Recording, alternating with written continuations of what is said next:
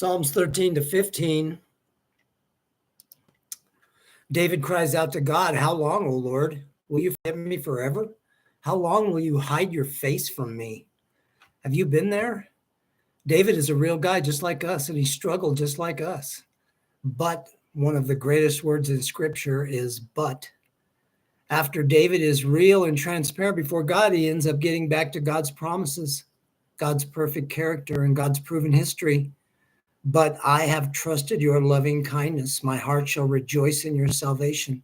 I will sing to the Lord because he has dealt bountifully with me.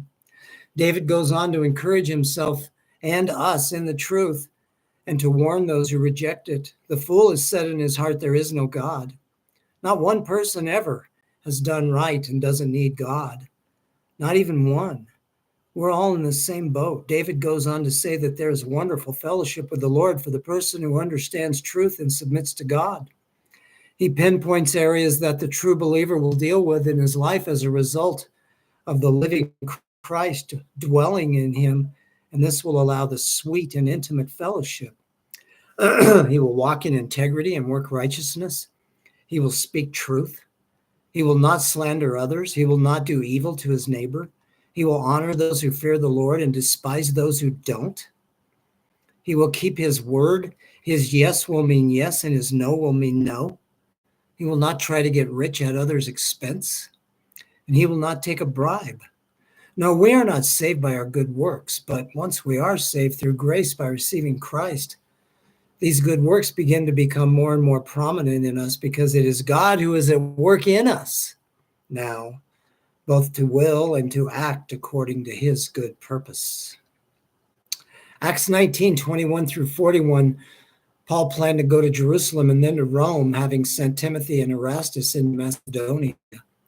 Now came the next challenge. Demetrius, a silversmith who made silver shrines of Artemis, a goddess of fertility, brought together others of the same trade, saying, "This Paul has persuaded and turned away a considerable number of people, saying that gods made with hands are no gods at all. This is costing us money, not to mention disrespecting our goddess Artemis." A mob mentality ensued, and they dragged Gaius and Aristarchus, Paul's companions, into the theater. God used the town clerk to calm the crowd, who instructed them to go about things legally and properly.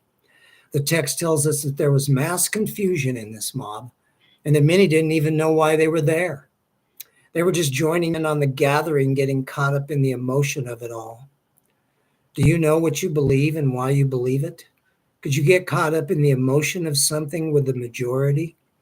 We see this going on in our society right now, where people buy into and believe absurd things just because everyone else is.